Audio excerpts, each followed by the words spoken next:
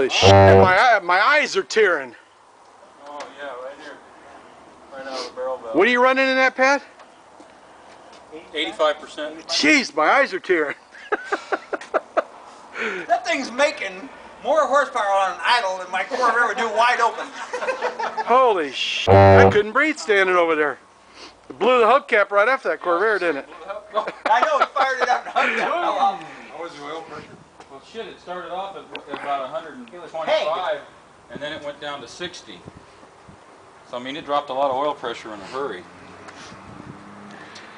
Yeah, there's one bad son of Thunderbird. Be what, 2,500 RPM just sitting there idling? Yeah, that's a little fast, but...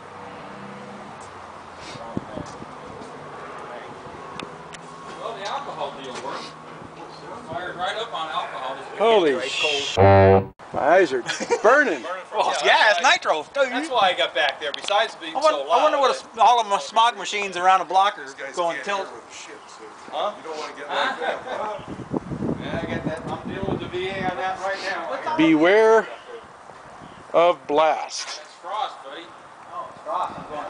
That's why they don't get hot. They put so goddamn much fuel in there, it just freezes up. That is one badass Thunderbird.